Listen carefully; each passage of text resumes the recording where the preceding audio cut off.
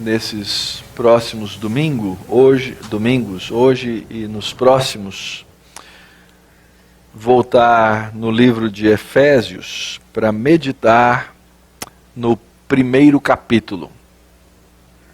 A carta de Paulo aos Efésios contém nesse primeiro capítulo aquele que é chamado de o maior parágrafo da Bíblia. E realmente são muitos versos que estão juntos, mostrando uma série de ações de Deus sobre a vida do seu povo, sobre a vida da igreja, sobre a vida dos indivíduos que ele remiu, resgatou e salvou. E tendo já falado no capítulo 6 várias vezes sobre as bênçãos que Deus nos deu e a armadura que nós temos que vestir, nós vamos voltar agora ao capítulo 1 para investigar quais são aquelas bênçãos que nós já recebemos. Diz-nos assim o texto de Paulo aos Efésios. Nós vamos ler no capítulo 1, os versos 1 até o verso 6, a primeira parte do verso 6. Sendo que esse grande parágrafo, na verdade, que eu mencionei, vai começar no verso 3 e vai até o verso 14 do texto. Mas hoje nós vamos focar nesse comecinho. Diz assim a palavra de Deus. Paulo, apóstolo de Cristo Jesus, por vontade de Deus, aos santos que vivem em Éfeso e fiéis em Cristo Jesus. Graça a vós outros e paz da parte de Deus, vosso Pai, e do Senhor Jesus Cristo. Bendito o Deus e Pai de nosso Senhor Jesus Cristo, que nos tem abençoado com toda sorte de bênção espiritual nas regiões celestiais em Cristo, assim como nos escolheu nele, antes da fundação do mundo, para sermos santos e irrepreensíveis perante ele. E em amor nos predestinou para ele, para a adoção de filhos, por meio de Jesus Cristo, segundo o beneplácito de sua vontade, para louvor da glória de sua graça. Vamos orar?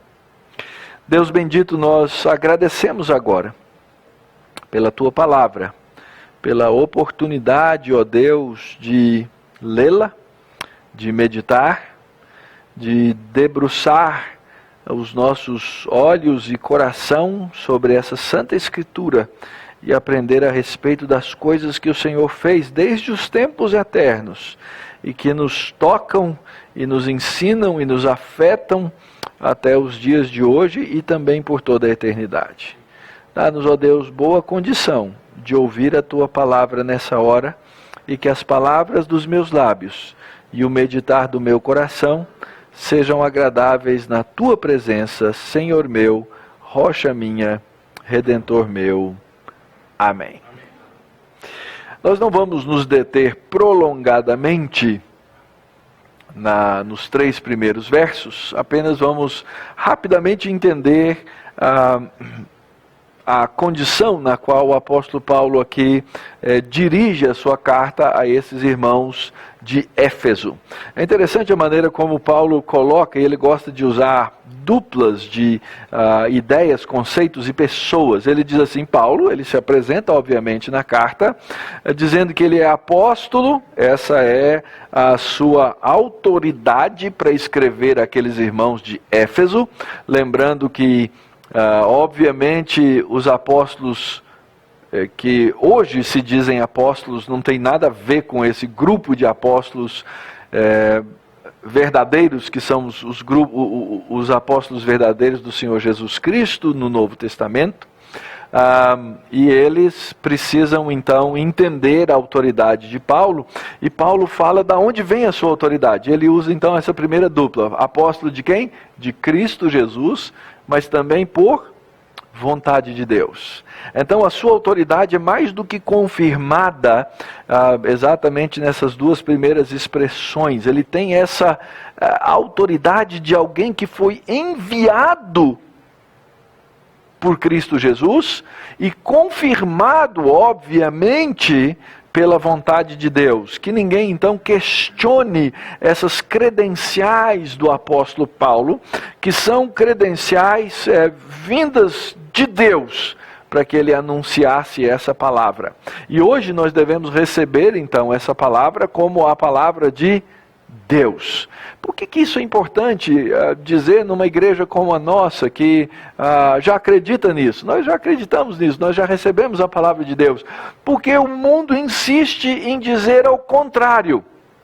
Então, não só nós vivemos numa realidade cristã, supostamente evangélica nos dias de hoje, onde as pessoas estão acrescentando palavras apostólicas, como também existem aqueles que negam que, de fato, esses escritos do apóstolo Paulo, eles tenham autoridade, eles sejam inspirados por Deus e eles tenham valor para nutrir a nossa vida.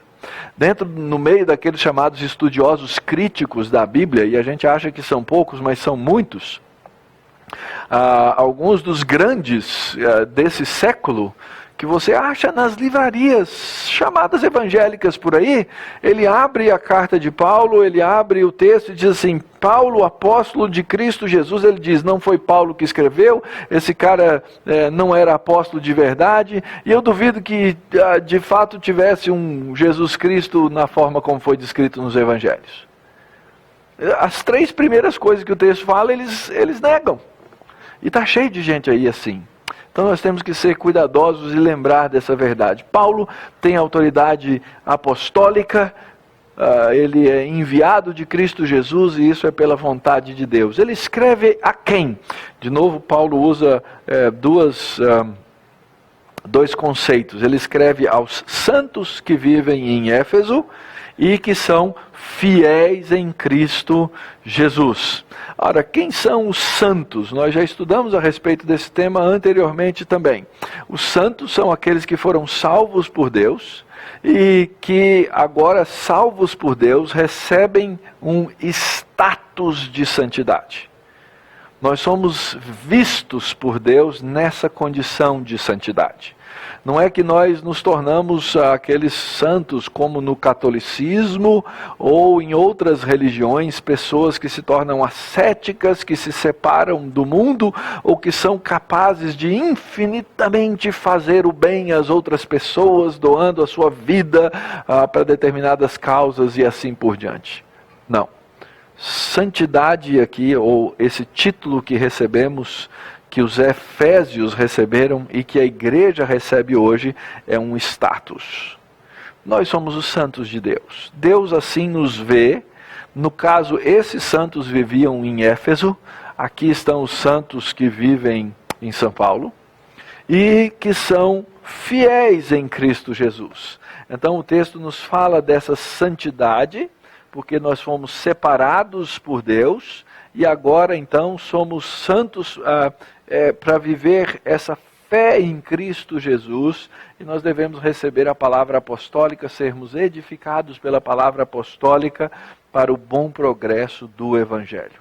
E Paulo então, nessa introdução ainda, apresenta duas bênçãos a esses crentes. E ele então usa graça a vós outros e paz. Perceberam? Jesus e Deus, santos e fiéis, graça e paz. Sempre usando duas ideias para reforçar aquilo que ele quer nos ensinar.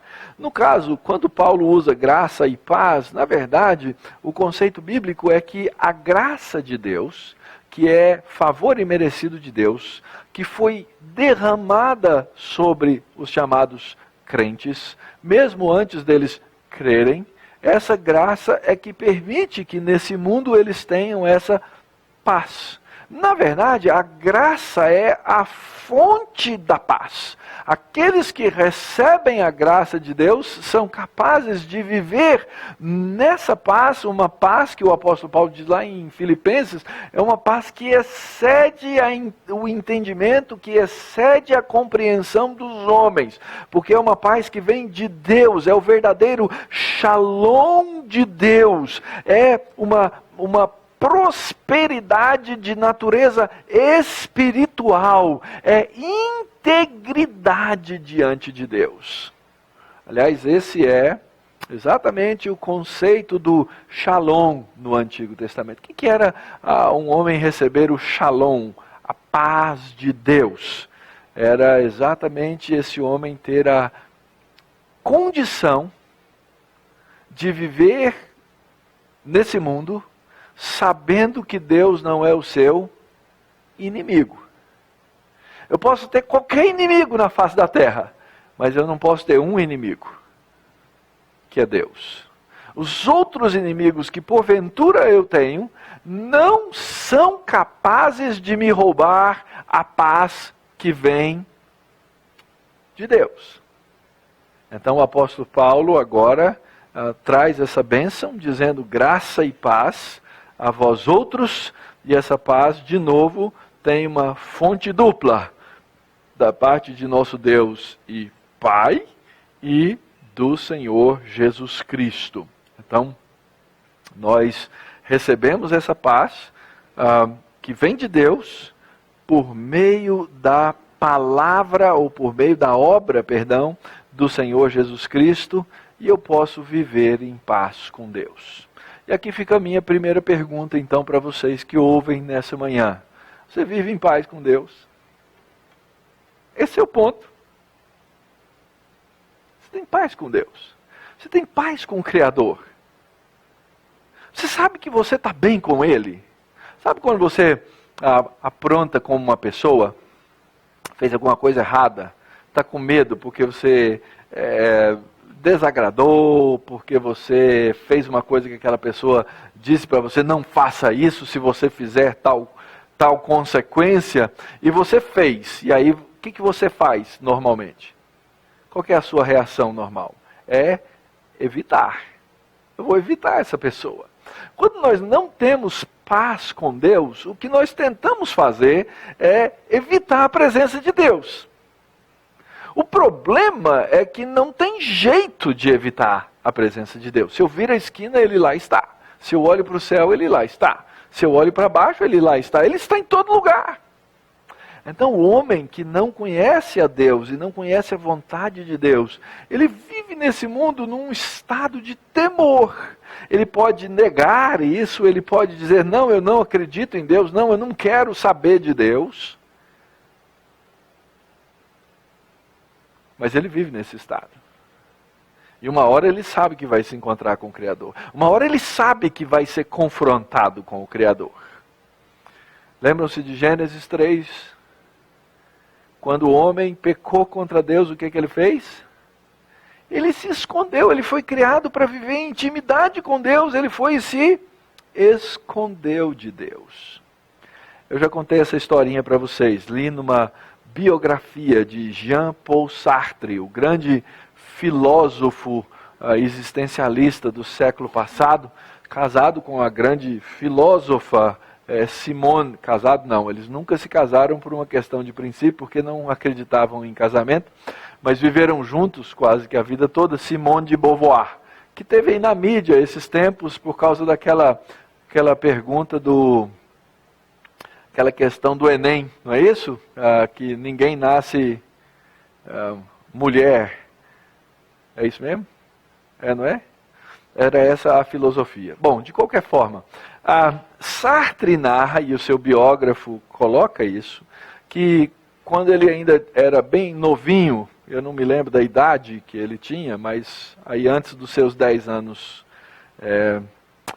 de idade, ele foi fazer uma arte típica das crianças, e ele entrou no banheiro da sua casa e colocou fogo num tapete.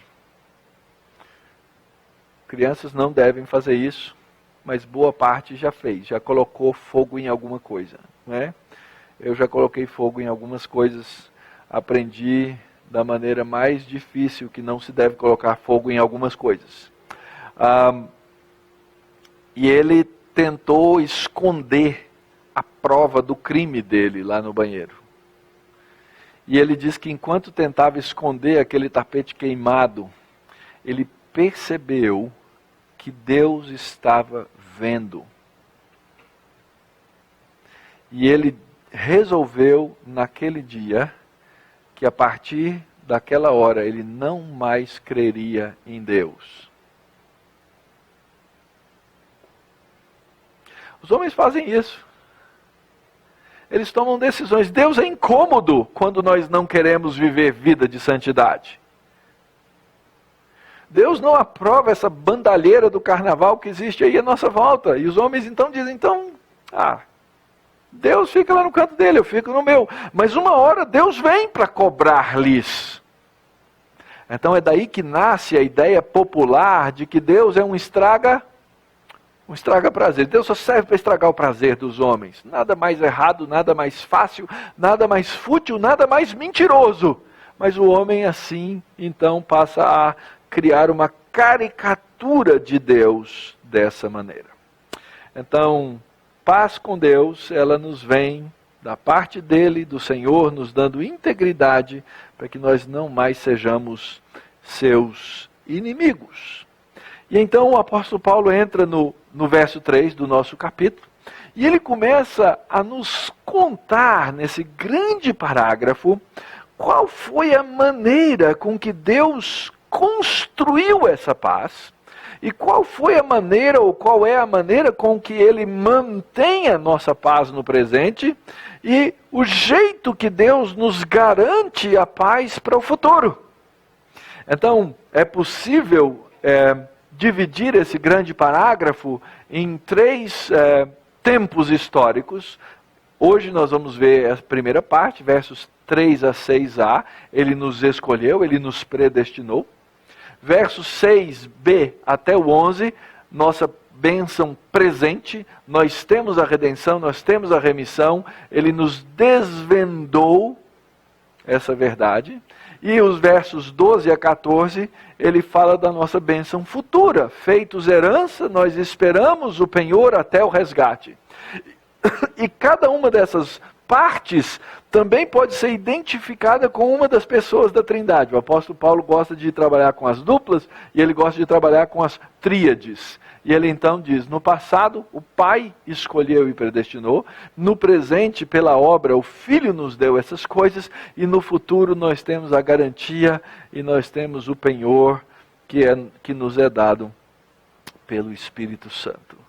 Então vamos agora voltar os nossos olhos para essa bênção passada e ver como ela, na construção desse corpo que é a igreja, como ela nos traz a segurança para viver a nossa vida presente.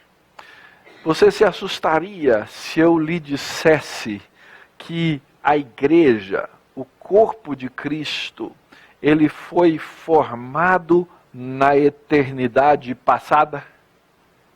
A gente sempre tem essa ideia, primeiro que a igreja que ela foi criada no Novo Testamento.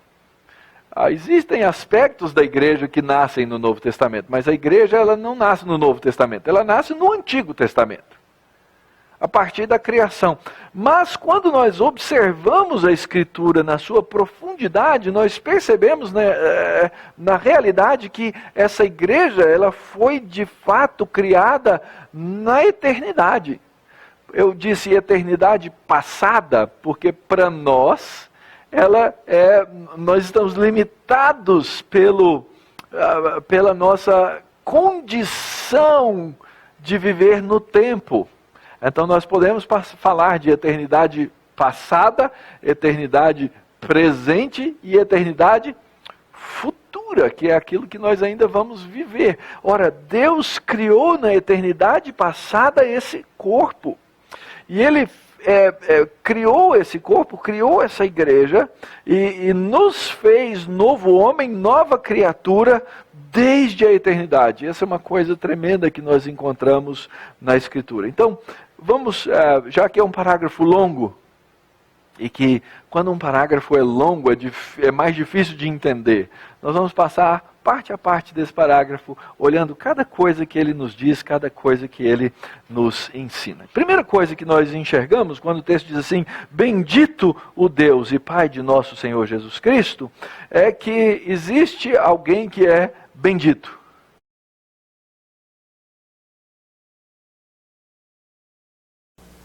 E esse que é bendito é exatamente Deus. Na língua portuguesa, nós temos uma certa dificuldade de relacionar a palavra bendito e a palavra bênção. Você já ouviu em português alguém dizer assim, eu abençoo a Deus? Parece estranho, não é? Mas na língua inglesa é muito comum. Aliás, nas traduções da Bíblia diz, Blessed be the Lord. Abençoado seja o Senhor. Por quê? Porque isso é uma tradução da língua grega original que diz exatamente isso. A palavra bendizer e a palavra bênção têm exatamente a mesma raiz, que é a palavrinha eulogia, que para nós vai dar origem a qual palavra? Elogio. Falar bem, falar bem. A bondade da natureza de Deus. Deus é bendito, essa é a ideia, essa é a questão. Então, se Deus tem essa natureza de ser bendito, Ele é bênção, Ele é abençoado, Ele é abençoador. É porque isso faz parte da sua própria natureza. Deus não só faz coisas boas. Deus não só abençoa as pessoas. Deus é por natureza abençoado. Deus é por natureza bendito. Assim Ele é. Então, por causa da própria natureza de Deus, é que, consequentemente, aqueles que são homens piedosos, aqueles que amam a Deus, aqueles que receberam de Deus a sua paz, eles reconhecem a Deus na sua pessoa. E eles então passam a falar bem de Deus. Sabe qual é o seu trabalho? Se você quiser fazer um resumão do seu trabalho na sua vida, o que você deve fazer como crente? Seu trabalho é falar bem de Deus. E como é que você fala bem de Deus? Você fala bem de Deus falando a verdade a respeito de Deus. Você fala bem de Deus anunciando a palavra que vem de Deus. Você fala bem de Deus agindo de acordo com a palavra que vem de Deus. E então, consequentemente, vivendo na presença de Deus. É por isso que a gente insiste em cantar todos esses cânticos que falam de Deus. E a gente fala de Deus para quem? A gente fala de Deus para Deus, não é? Tantas vezes os nossos hinos são assim. A gente fala de Deus para Deus. Quando a gente ora, a gente fala com Deus falando bem de Deus. Senhor, o Senhor é... E aí a gente começa a falar a respeito dele. O Senhor é soberano, o Senhor é bondoso, o Senhor é bendito, o Senhor é misericordioso, o Senhor é eterno. A gente começa a falar bem de Deus para Deus, porque cabe falar para Ele. E diferente de falar bem de alguém para essa pessoa é que nós, quando ouvimos falar bem de nós temos uma tendência de nos encher de orgulho. Nós temos uma tendência de nos encher de orgulho pecaminoso. E quando, na verdade, nós falamos bem de Deus para Deus, é um reconhecimento da grandeza dele e da glória dele. E o que Deus faz é resplandecer a glória dele mesmo sobre aqueles que falam bem dele. É por isso que a gente diz, toda honra, toda glória, todo poder sejam dados ao nosso Deus. A Ele pertence o domínio para sempre e eternamente. É isso que nos ensina tantas vezes o livro de Apocalipse, por exemplo, no texto que lemos no começo do culto, no capítulo 4. Agora, de novo, no capítulo 5. Olha só o papel de toda criatura que existe no céu e sobre a terra e debaixo da terra e no mar e tudo que neles há. Eles dizem, aquele que está sentado no trono, ao Cordeiro, seja o louvor, a honra, a glória, o domínio pelos séculos dos séculos. Nós falamos bem de Deus porque cabe nos falar bem de Deus, nada é mais apropriado. E no meio de todas as coisas, filhos, todas as coisas, sejam as nossas dores, sejam as nossas lutas, sejam as nossas provações, sejam as nossas frustrações, seja no meio de oposição, seja no meio da adversidade, em todo tempo cabe falar bem de Deus, porque Ele é bom em todo o tempo. Não importa o que aconteça comigo, Ele continua a ser bom. Então, em primeiro lugar, Paulo nos ensina que Deus é bendito, e Ele, sendo um Deus bendito, Ele é abençoador. O texto diz, bendito o Deus e Pai de nosso Senhor Jesus Cristo, que nos tem abençoado com. Deus é abençoador, porque é parte da natureza dEle ser bendito, é parte da natureza de Deus colocar, derramar a sua bênção sobre os seus filhos. Como Deus é bom, queridos. A Escritura diz, a Escritura enfatiza que todo o dom perfeito, que todas as boas coisas, elas nos são dadas pelo Pai da luz. Tudo. Você é capaz de pegar um dia, pega um caderno, uma folha de papel, se você já não consegue mais escrever igual eu, pega um computador e começa a fazer uma lista das boas coisas que você tem. Lembra do velho hino? Conta as bênçãos. Conta as bênçãos, começa a anotar. E você vai ficar surpreendido com a sua própria ingratidão, porque essa é a nossa tendência, sermos ingratos para com Deus. Nós recebemos milhões, milhares de coisas boas. Nos acontece uma coisa ruim, nós saímos reclamando de Deus, falando mal de Deus. Achando que Deus não gosta de nós, que Deus não gosta de mim. Por que Ele deixou acontecer isso comigo? Conta as bênçãos. Olha, e observa que Deus, Ele é abençoador. Paulo, falando aos Romanos, no capítulo 8, diz, sabemos que todas as coisas contribuem juntamente para o bem daqueles que amam a Deus. Você ama a Deus? Todas as coisas contribuem para o bem, mesmo que você não entenda, mesmo que você não compreenda, mesmo que você tenha a tendência de achar ruim, essas coisas cooperam para o bem daqueles que amam a Deus, daqueles que são chamados segundo o seu propósito. Sabe qual é o nosso grande erro da idolatria? É nós acharmos que existe uma outra fonte de bênção. E não existe. Toda bênção procede de Deus. E todas elas, em qualquer tempo, em qualquer circunstância, em qualquer situação, sempre procederão de Deus. Não existe outra bênção. Voltemos a Gênesis. O que é que nossos primeiros pais pensaram a respeito de Deus como fonte de bênção? Ao que Satanás os induziu? Achar que havia uma outra fonte de bênção. Olha, se vocês comerem da árvore do conhecimento do bem e do mal, vai ser melhor do que hoje. Então, comam. Vendo que era desejável aos olhos, que era agradável, desejável para dar entendimento, foram e comeram. Então, queridos, nunca duvide de que existe um que é abençoador. Então, em primeiro lugar, Deus é bendito. Em segundo lugar, por ser bendito, Ele é abençoador. Em terceiro lugar, Ele é abençoador dos crentes. O texto diz assim: bendito o Pai, o Deus e Pai de nosso Senhor Jesus Cristo, que nos tem abençoado, nos tem abençoado.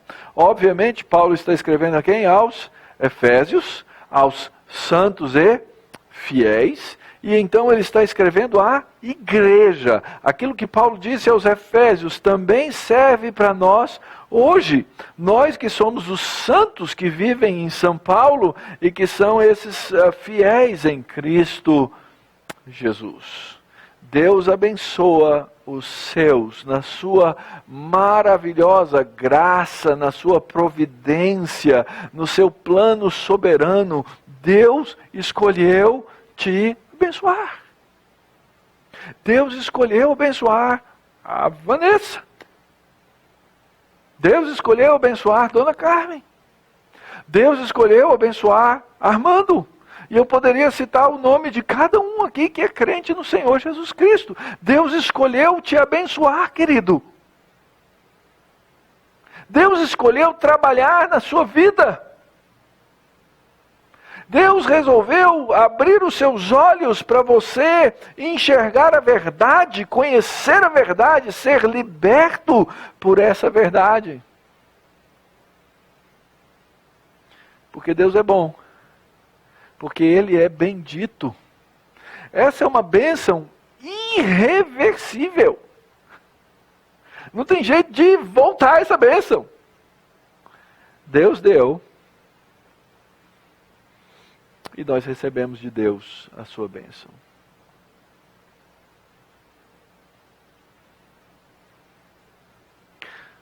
E é tão interessante a situação que Deus nos dá essa bênção sem que eu tenha qualquer condição de entregar para Ele de volta.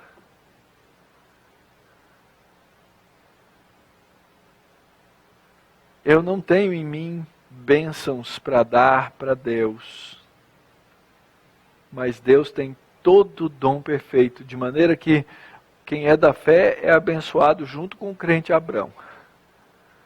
E vivemos na mesma fé.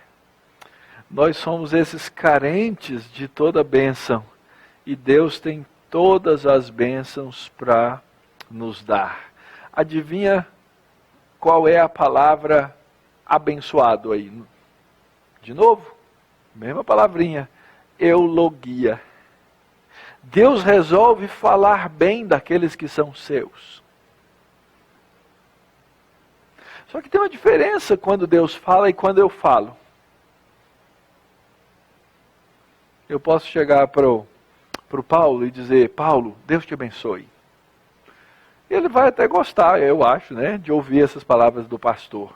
Eu estou desejando que Deus o abençoe. Eu posso chegar e dizer assim: Paulo, eu orei para que Deus abençoe a sua vida. Como deve ser o costume de todos nós fazermos uns pelos outros. Hoje você recebeu mais um instrumento para isso. Você recebeu a agenda da igreja. São 3 ou 4 folhas. Pega, abre aquelas folhinhas da agenda e vai olhando a foto de cada irmão. E ore pedindo a bênção de Deus sobre eles.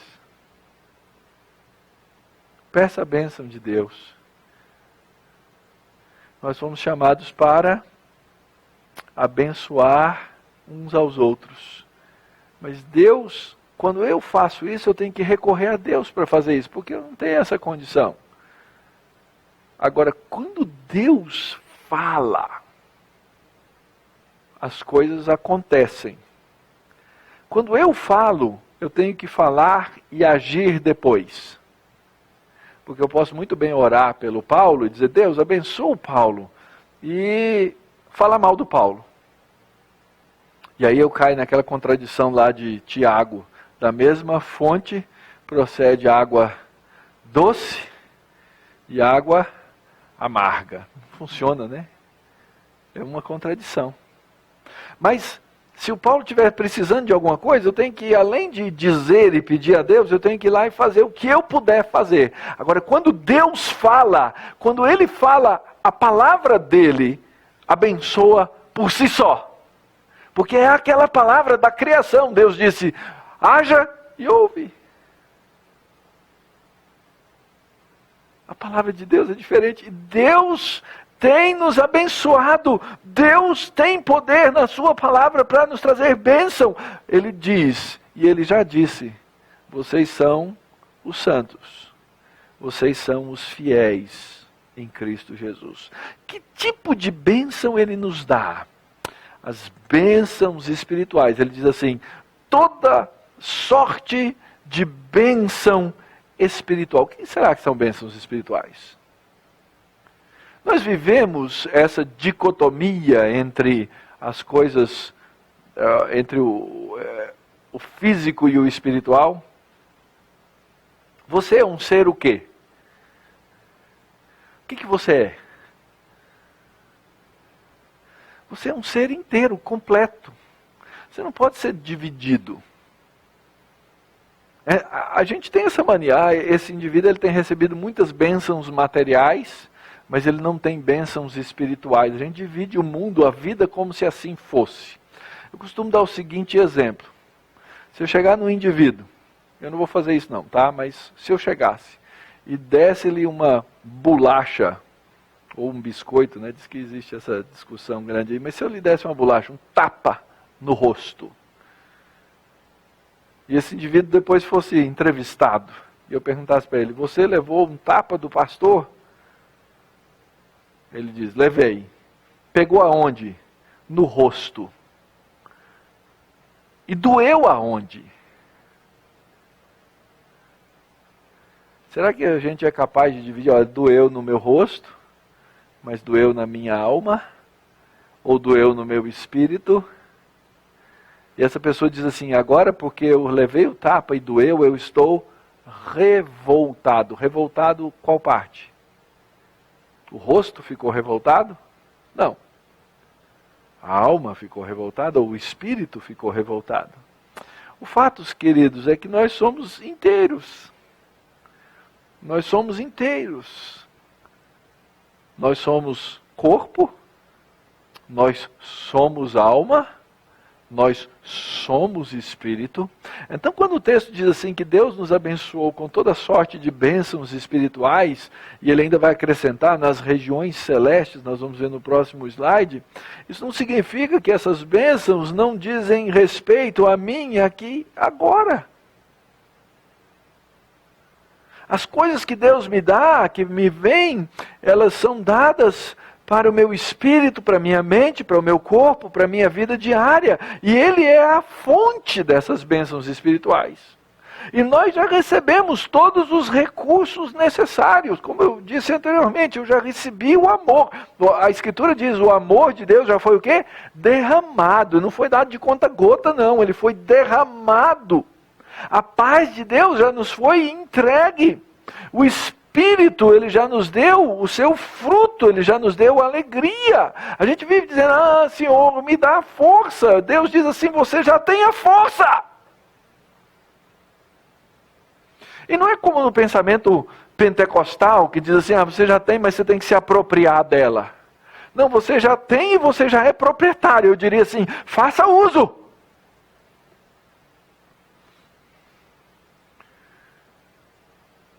As irmãs mais velhinhas lá na igreja da Lapa, sempre que eu as cumprimentava na porta, eu dizia assim, juízo. Uma senhora, né, de 60, 70 anos, ela olhava assim, mas eu tenho, pastor. Eu falo, mas não adianta ter, tem que usar. As coisas que nós já temos, elas precisam ser usadas. Nós já recebemos, queridos, nós já recebemos amor, paz, alegria, força, poder de Deus. Nós precisamos usá-lo.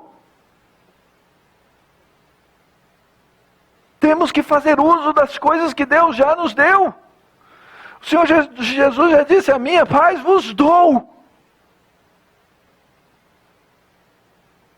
Essas coisas vos digo para que tenham alegria.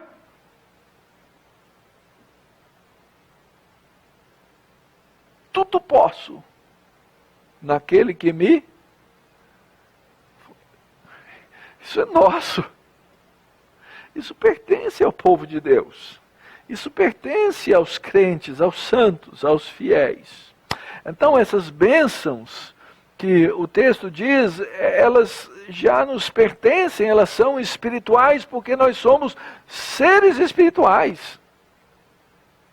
Elas são nas regiões celestes, porque Deus tem o domínio em todo lugar, em todas as esferas, em todas as coisas.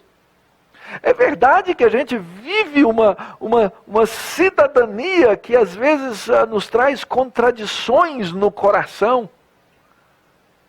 por causa da nossa natureza, por causa da nossa pecaminosidade.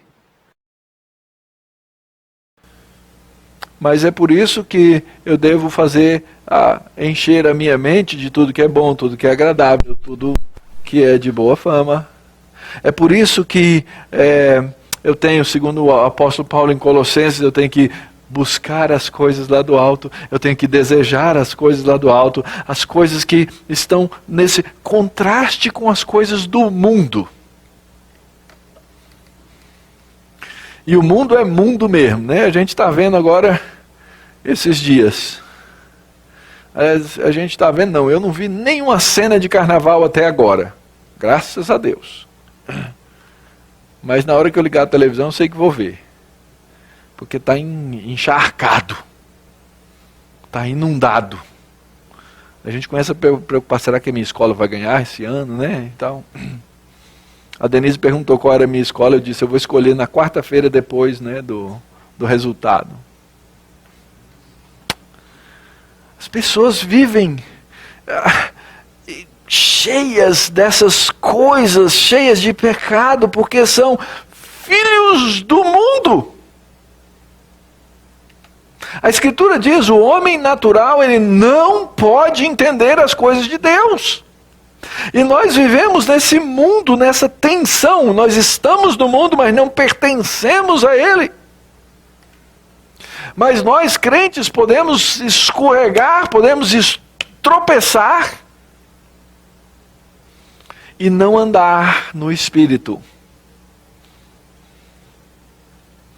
E aí essa nossa natureza, chamada carne, não vai ter poder se nós andarmos no Espírito, mas se nós não andarmos nesse Espírito, nós vamos continuar alimentando aquilo que o apóstolo Paulo chama em Gálatas a concupiscência da carne, os desejos da carne.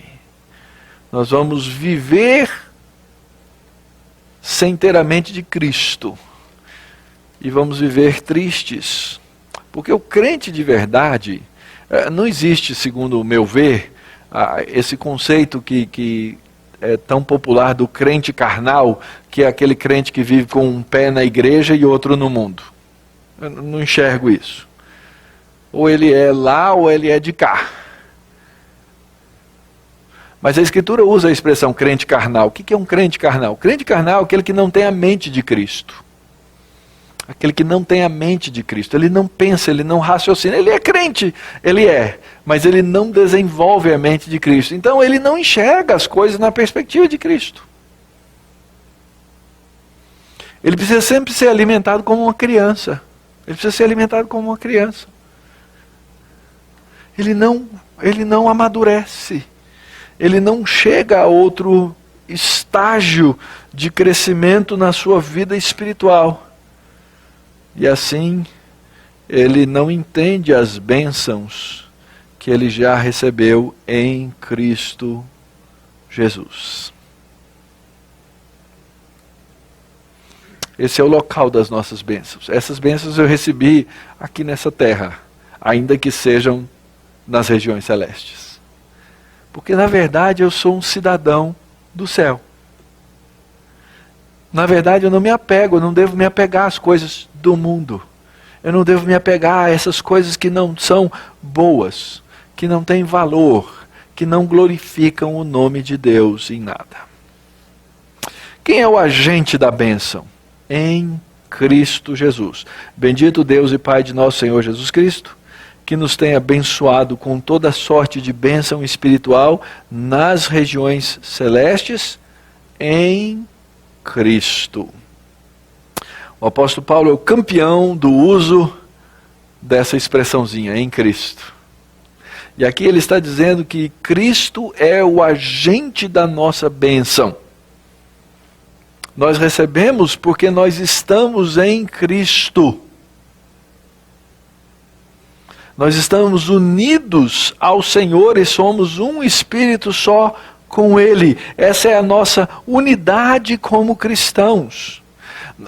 A gente precisa entender que a igreja, queridos, a igreja não é uma associação.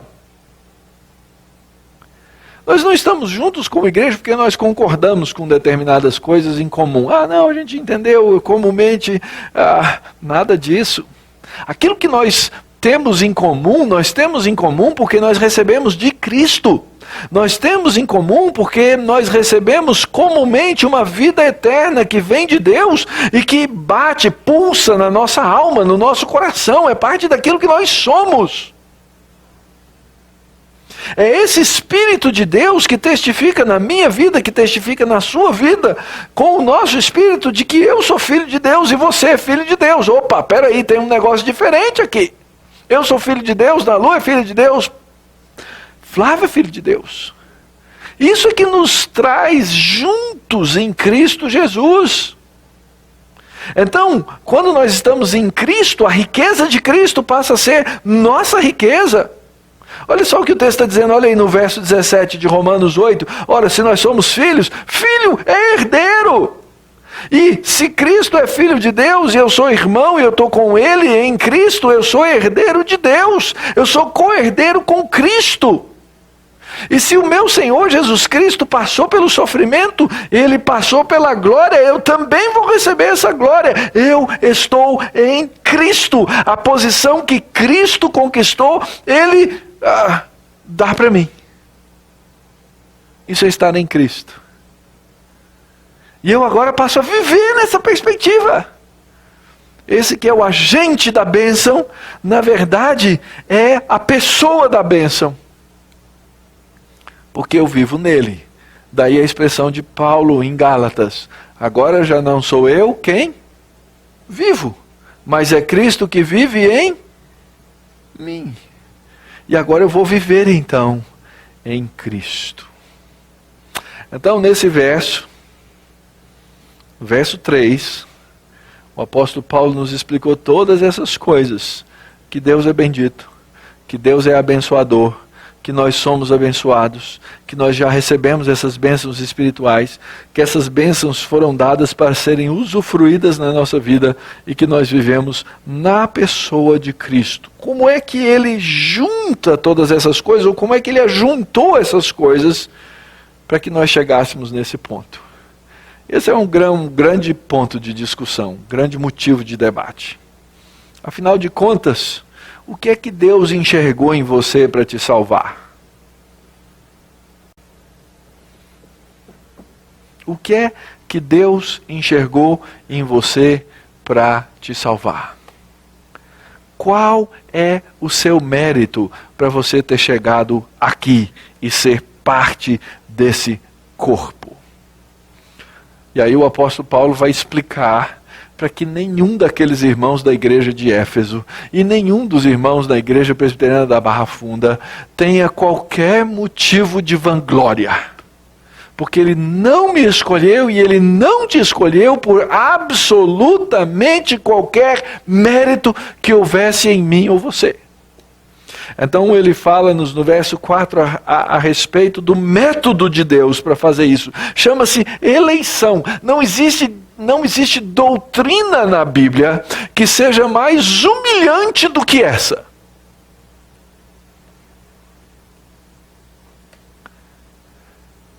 A soberania de Deus é tremenda. A minha pequenez é desse tamanhozinho mesmo. Mas eu entendo ontologicamente a diferença entre eu e Deus. Mas o fato de Deus pegar e dizer assim: Mauro, não tem nada em você para te escolher, mas eu te escolho, me coloca no meu lugar. Me coloca no meu lugar. O texto diz no verso 4, assim como nos escolheu nele, antes da fundação do mundo. É a eleição salvífica de Deus. É a eleição de Deus separando um povo para ser o seu povo, para constituir aquele povo que vai glorificar o seu nome. Ele nos atrai, ele nos chama, ele nos abraça. E por que ele me escolheu e não escolheu outros? Por que dessa massa de gente Deus escolheu esses e não outros? Eu não sei. Eu não tenho como saber. Mas o fato é que Ele escolheu. Essa escolha de Deus é uma força irresistível que nos atrai.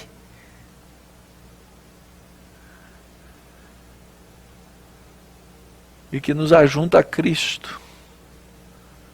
E que nos coloca junto dele desde a eternidade. Antes da fundação do mundo. Antes da fundação do mundo. Vai entender isso. Tenta entender isso.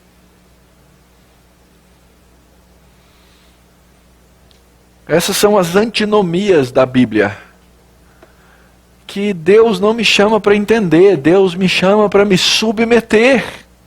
Tem gente que vira e fala assim, mas eu não entendo, e eu também não. Eu também não. Mas eu me submeto a essa palavra de Deus. Antes da fundação do mundo, Ele separou, sem mérito, aqueles que seriam parte da sua igreja em Cristo. É a eleição soberana de Deus, daqueles que foram colocados nessa união completa com o seu Senhor. Mas existe aqui uma antinomia, um paradoxo. Não tem como negar. A Escritura, aliás, vai falar disso várias vezes.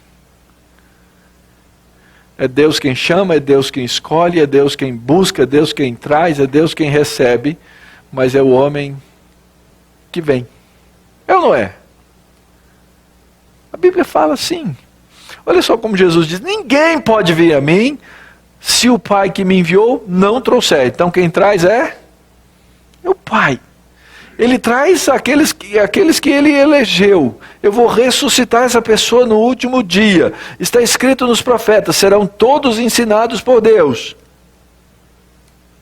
Agora olha só como o texto diz. Está escrito, serão ensinados por Deus. Portanto, todo aquele que da parte do Pai tem ouvido e aprendido, faz o quê? Vem. Então não cabe a mim discutir quem é eleito ou não. Cabe a mim saber que existem os eleitos de Deus. Não cabe a mim entrar em debates infindos a respeito dessa teologia, ainda que eu tenha absolutamente as minhas convicções. Não cabe a mim dizer a quem eu devo pregar ou não. A Escritura me chama a pregar o Evangelho a toda criatura. Esse é o meu papel. Deus vai fazer o papel dele, vai fazer a parte dele. Aliás, a doutrina da eleição, ela não é para ser entendida pelos incrédulos. A doutrina da eleição é para ser entendida pelos crentes. E é óbvio, a gente vê no mundo, existe esse debate, que tem crentes que não entendem a doutrina da eleição. E nem por isso eles perdem a sua eleição. Porque é irreversível, mesmo que não entendam. Pode trazer-lhes problemas na vida cristã? Pode. Pode sim. O medo da perda da salvação, ou aquele capacete do qual nós falamos, eu creio que é uma maneira que o inimigo das nossas almas enfraquece o cristão. Então ter certeza da salvação é muito bom. é bíblico. Mas eu não tenho que passar a minha vida debatendo a respeito desse tema. Eu tenho que passar a minha vida pregando o Evangelho para que esses eleitos sejam salvos. Aliás, eu só tenho coragem de pregar o Evangelho, de chegar aqui na frente nesse púlpito e falar do Evangelho, porque eu acredito na eleição. Se eu não acreditasse na eleição, eu não pregaria o Evangelho. Essa é a minha perspectiva. Por que eu não pregaria o Evangelho? Eu não pregaria porque eu não vejo em homem nenhum condição nenhuma de crer, a não ser que o Pai o traga, a não ser que ele já eleito seja. Então, a minha tarefa é de espalhar a semente do Evangelho. E ela vai chegar no coração daqueles que são os eleitos de Deus, e eles virão, e eles se ajuntarão ao povo de Deus, e glorificarão o nome de Deus, e pregarão também esse Evangelho. Deus escolheu-nos para isso. Então, o método de Deus é escolher, o objeto são os eleitos. Nos escolheu nele. Aliás, vai aparecer aí a expressão eleitos, escolhidos, vai aparecer a expressão predestinados. Deus fez isso, eu não tenho nada que questionar Deus a esse respeito. Mas Deus nos escolheu nele para essa salvação, para que com essa salvação eu pudesse glorificar o nome do Cordeiro em palavras, pensamentos e obras. É por isso que a gente identifica o eleito por aquilo que ele faz. Esse é o meio regular de identificarmos. A eleição, ela é uma eleição com propósito. E depois que um eleito de fato é salvo, ele tem um anseio profundo na vida de viver nesses propósitos. Ele quer viver a plenitude da sua cidadania do céu. Como é bom isso. Quando isso aconteceu, já falamos um pouquinho, antes da fundação do mundo. Antes de qualquer coisa que possamos imaginar, antes do tempo, da maneira como nós conhecemos, antes do mundo existir, antes da aliança no Éden, antes da própria queda, antes de recebermos a lei, Deus soberanamente escolheu aqueles que são os seus. Aliás, a Escritura diz que a morte de Cristo na cruz foi determinada por Deus antes da fundação do mundo. Assim como a eleição nossa, eu já pertencia a Deus antes do tempo.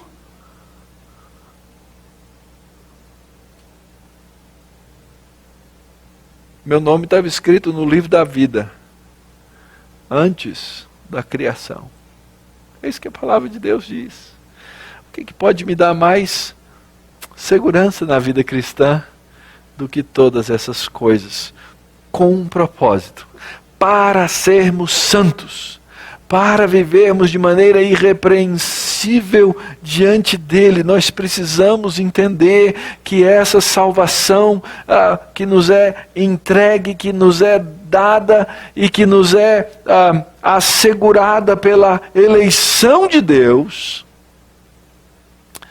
é para que eu busque vida santa diante de Deus. Aliás, essa expressão, sermos santos e irrepreensíveis, ela é usada na Bíblia para quem mais?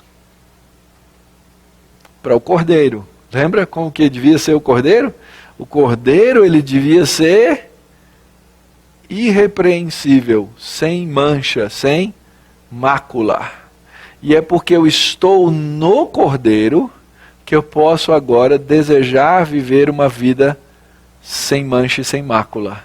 E, ao mesmo tempo, Deus me enxerga agora como um santo. Um santo é alguém que não tem o quê? Nem mancha, nem mácula. Então eu já sou visto, eu já fui incluso na obra de Cristo, e agora eu sou chamado para desenvolver essa vida de santidade. Essa é a nossa posição como santos, agora isso passa a ser nosso anseio como santo. Eu quero viver a vida de Deus. A única motivação que eu encontro na Bíblia para Deus ter feito isso, está aí, não é? E em amor, verso 4, assim como nos escolheu nele antes da fundação do mundo, para sermos santos e irrepreensíveis perante ele, e em amor nos predestinou. É a motivação. É o verso mais conhecido da Bíblia. Deus amou o mundo, a ponto de enviar o seu Filho unigênito, para que aquele que nele crê não pereça, mas tenha a vida eterna. Deus amou pecadores, entregando a vida do seu Filho, para que nós pudéssemos ser salvos. Quando ele faz isso, isso tem um resultado, e nos predestinou para ele, para a adoção de filhos. Eu era inimigo, Deus vai lá, na região do inimigo, pega alguém e traz para dentro da sua casa e diz: agora você é meu filho. Mas eu te odiava, você vai me fazer seu filho mesmo, você vai fazer herdeiro? Sim. E não só isso, eu vou usar a sua vida para trazer outros herdeiros também. Então, como diz Paulo em Romanos 8, recebestes o Espírito, porque não recebestes o Espírito de escravidão, para viver outra vez com medo, mas recebestes o Espírito de adoção. Agora eu sei, baseado nesse Espírito, eu posso dizer: papai, Deus é o meu Pai. Eu sei que diferentes pessoas têm diferentes experiências com a paternidade. E talvez isso traga memórias diferentes à sua cabeça. Sexta-feira seria o aniversário do meu pai. E da casa do meu pai eu só tenho boas memórias. Em qualquer tempo eu fui sempre bem acolhido. Em qualquer hora. E a surpresa que eu gostava de dar para os meus pais era chegar na hora do almoço. E era estranho, porque às vezes estavam só meu pai e minha mãe para almoçar. Isso 11h30 da manhã. E às vezes almoçava 16 pessoas. Nunca ninguém se sentiu intimidado de chegar lá na hora do almoço. Sempre haveria alguma coisa. Essa é a minha experiência de chamar a Deus de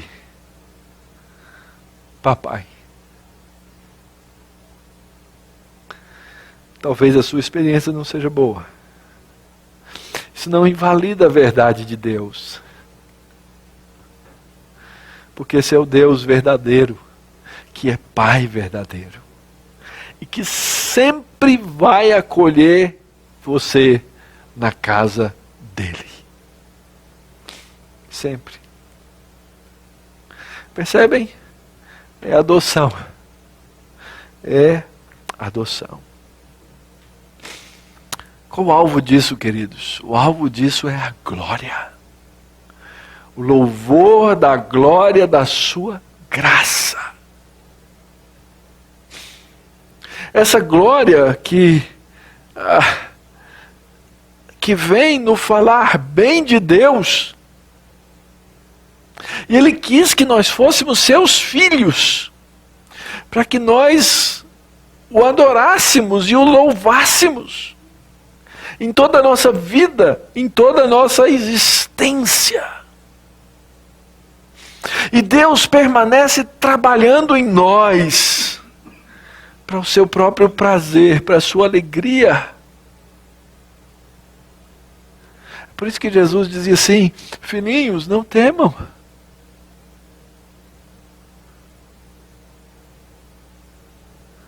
Não temam.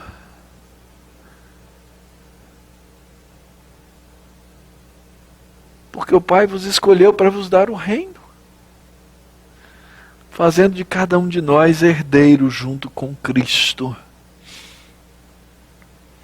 E então o apóstolo Paulo nos ensina como vivemos para o louvor da sua graça, o louvor da glória da sua graça. Lá em 2 Tessalonicenses ele diz: por isso também não cessamos de orar por vós, para que o nosso Deus vos torne dignos da sua vocação e cumpra com poder todo o propósito de bondade e obra de fé, a fim de que o nome de nosso Senhor Jesus seja glorificado em vós, e vós nele, segundo a graça do nosso Deus e do Senhor Jesus Cristo.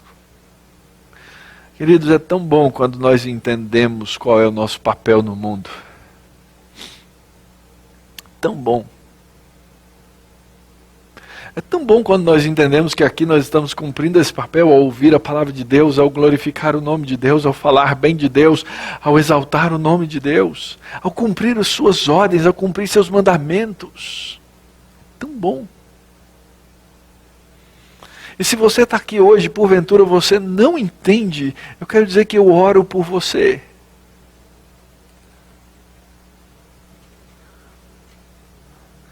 Para que Deus te faça entender que a sua existência é para a glória dele. Para a glória dele.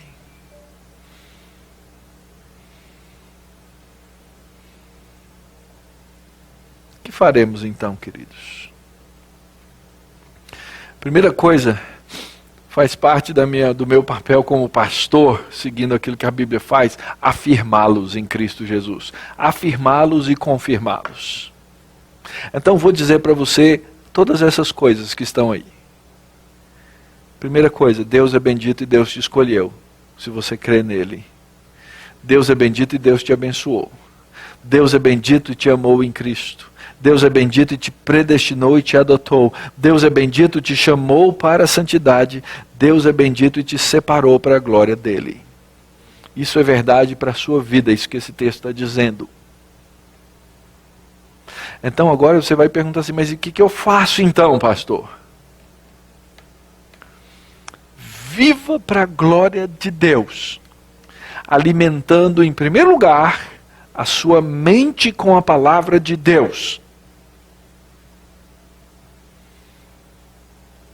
Eu já disse, já insisti, vou insistir de novo com vocês.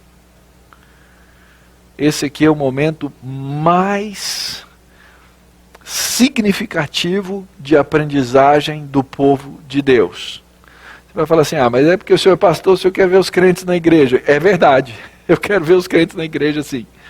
Mas porque você é alimentado pela palavra de Deus, a começar daqui.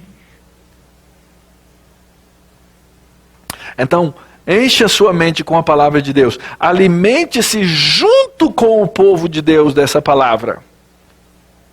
Se você está nos ouvindo na internet, e por acaso está aí só porque não quis ir à igreja, eu quero dizer, você está errado. Se você não pôde uma coisa, mas se você não quis, está errado. Porque não existe momento mais significativo. Não existe outra hora em que nós aprendemos juntos com todos os santos qual é a dimensão do amor de Cristo. Então, em primeiro lugar, alimente-se da palavra de Deus e da comunhão dos santos. Em segundo lugar, leve essa palavra com você para todas as situações da sua vida, para a sua casa, para os seus relacionamentos. Essa é a maior dificuldade que eu encontro na vida dos crentes, que eu encontro na minha vida. É traduzir a verdade de que Deus é bendito, me escolheu, abençoou, me amou em Cristo, me predestinou, adotou, me chamou para a santidade nos meus relacionamentos. Mas você tem que aprender, você tem uma vida para aprender isso. E eu posso te dizer, quanto mais rápido você aprender, melhor você vai viver para a glória de Deus.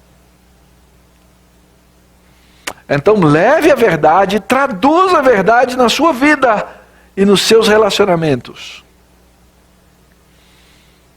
Viva em comunhão com Deus. E não se afaste dessa comunhão. e não permita que a carne fale mais alto do que a sua vida no Espírito e em Cristo Jesus.